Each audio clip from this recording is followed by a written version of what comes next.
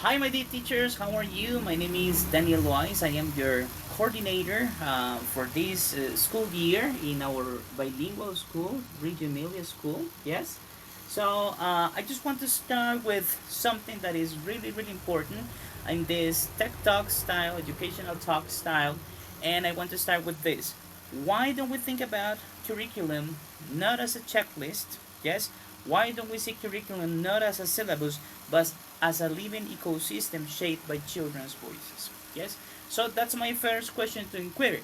And for that, we're going to check different aspects that I consider important in order to check the way we're going to design curriculum planning or the way we're going to carry out curriculum planning for our school year.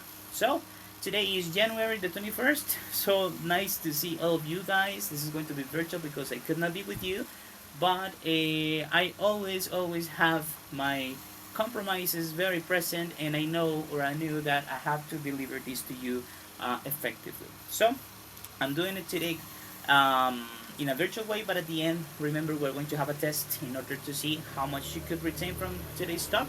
And we're going to start working in the groups that we already established from the principal's office email.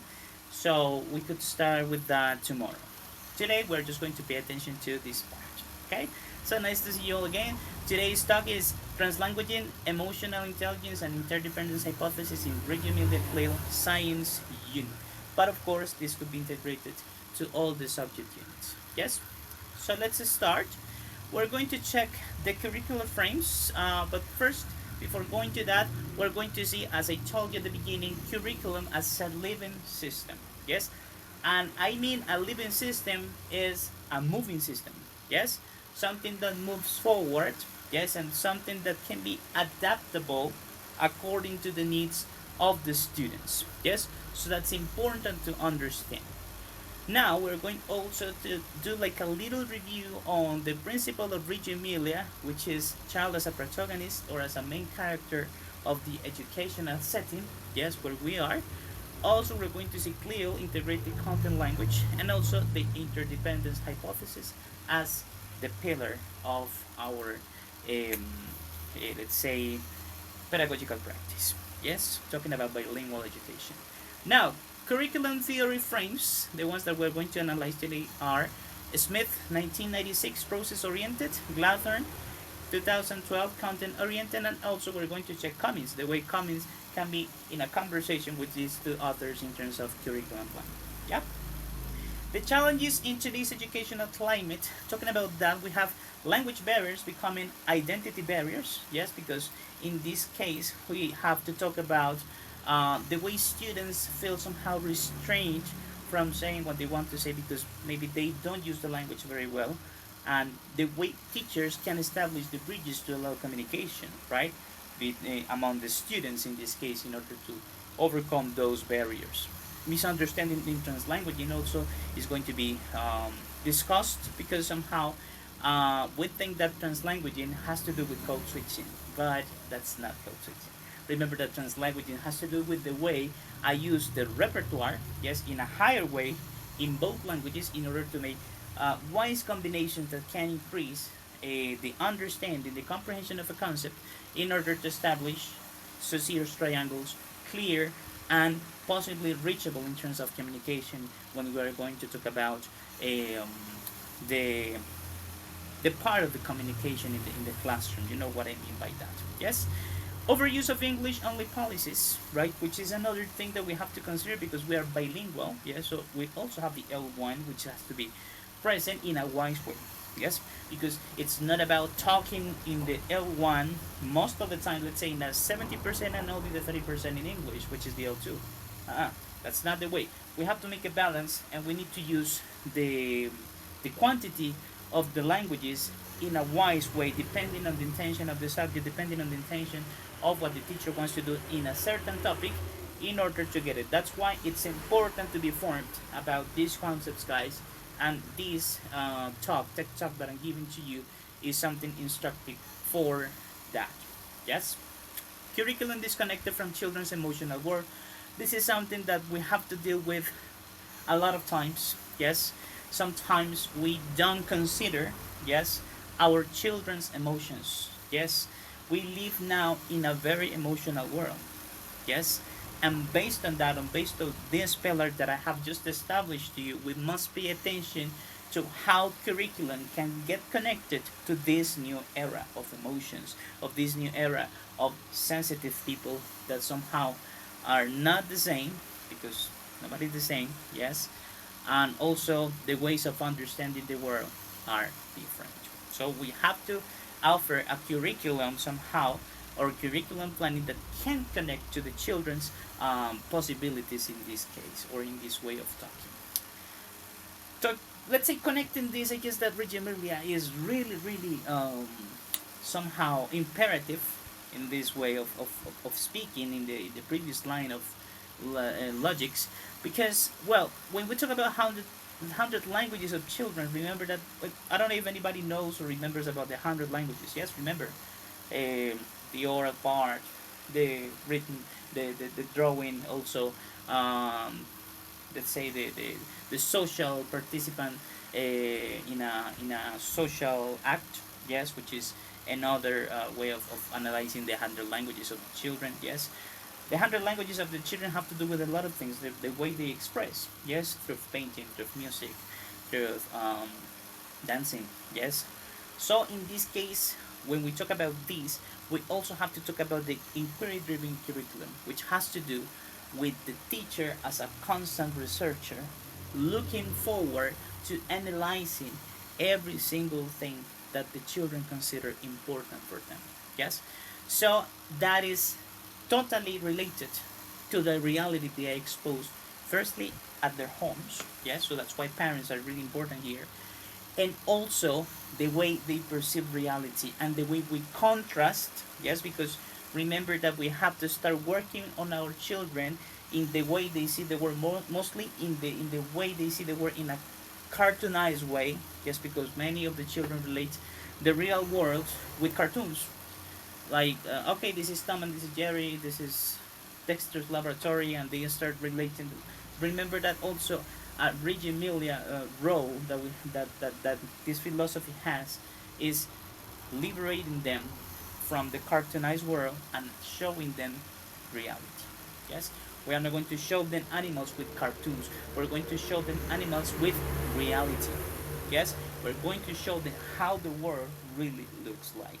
And this is the way the teacher becomes the researcher, the teacher becomes the guide, yes, that is going to show them in an inquiry way, inquiry driven curriculum, yes, and based on that research, yes, the teacher is going to start, or somehow not to start, is going to complete or complement by the everyday pedagogical activity what the curriculum planning is going to look like for the specific group, depending on the project the group chooses over the topic. Because remember that previous to that, we must have the interest corners really, really organized based on what the students say at the assembly. Remember that we have the assembly where we're going to ask the students what they like to do, what what they would like to see in the classes, what they see somehow in their classroom, or how they picture their ideal classroom. So those elements,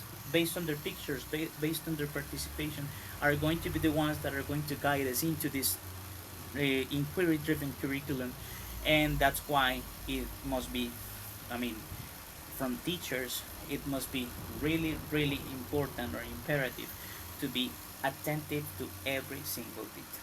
Okay, guys, so this is just something to make you review about the principles of Reggio Emilia based on what we are talking about.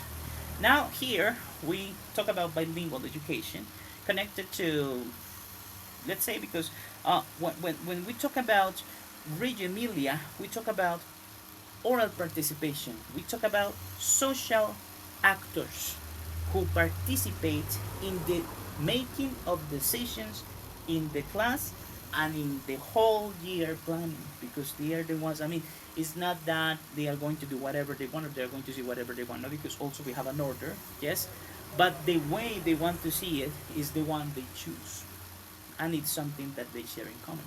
That's the category that we must come up with at the end in order to make the inquiry driven curriculum.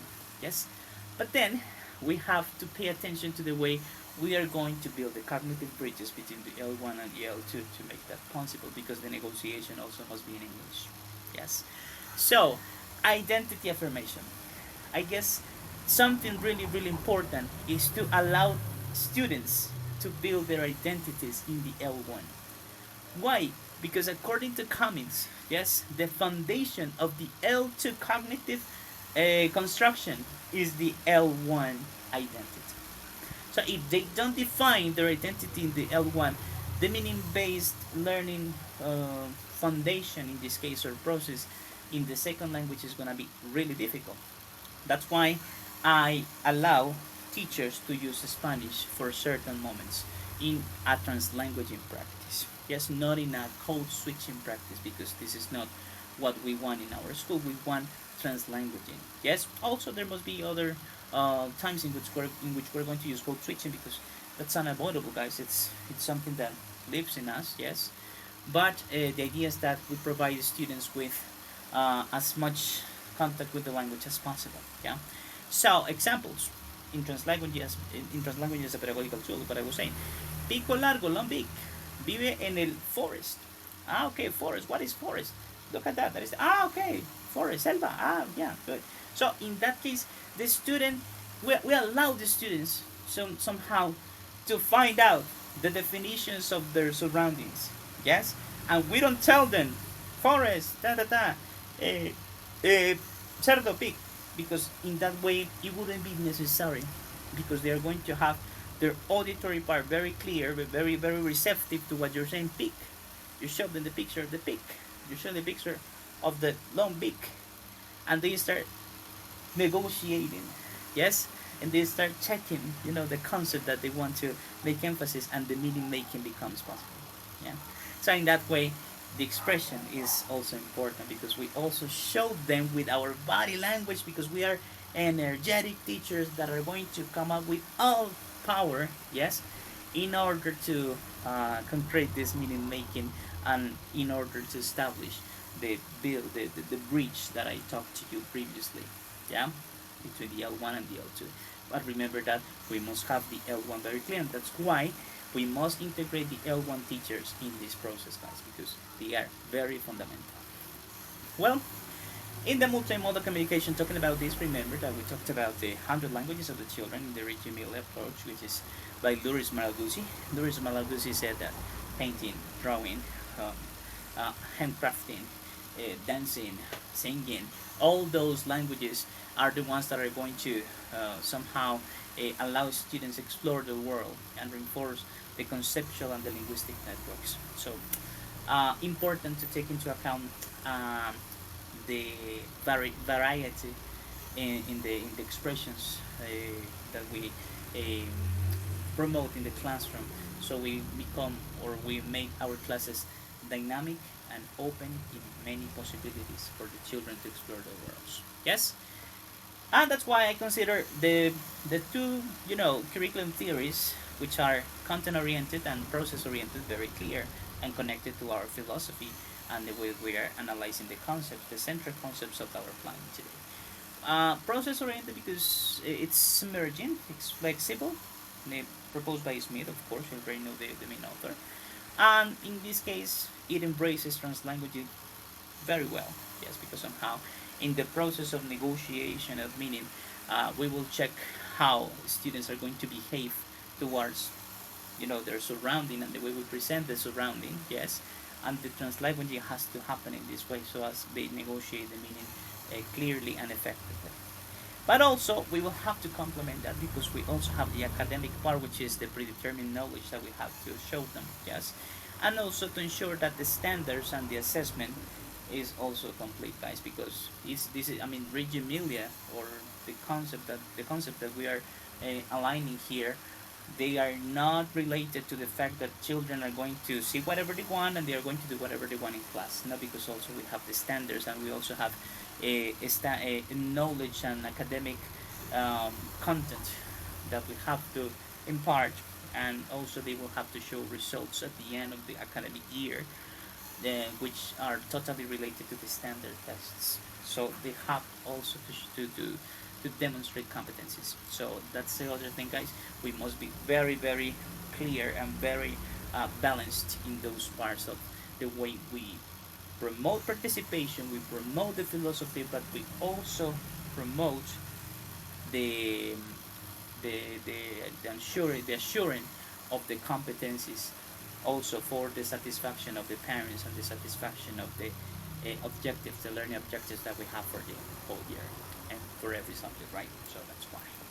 So, implication for teachers: design experiences, not worksheets. That's the other.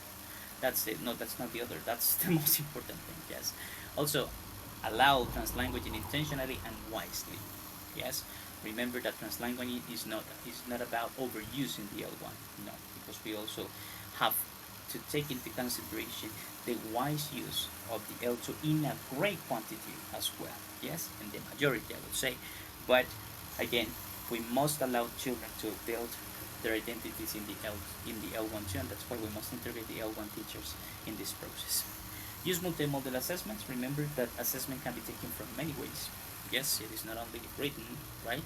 It is also oral, it is also representative, and in those ways we also are aligned with the 100 languages of children. And this is connected to the emotions, this is connected to the current needs that we have nowadays, and here we could consider a curriculum that is adaptable and adapted to the new world. Yes? So, final reflection, my friends, is curriculum begins with wonder and knowledge goes up when children's languages take flight. That is my final saying. Thank you so much for your attention, dear teachers. Remember that tomorrow we're going to be talking about what you could search, yes, in the or what you could analyze from the stock, and we're going to start working in the groups, yes, to start planning our um, curricular year, to start constructing our curricular year, yes, and this must be approved as soon as possible. So I guess that this week will be okay to work totally on that, and adaptations will be made for the next week and during the month. Okay, so I will let you know my inquiries, I will let you know my analysis and my feedback once I have your documents. And thank you so much. Remember that we must do this for all the subjects. Okay, so take care. Bye bye.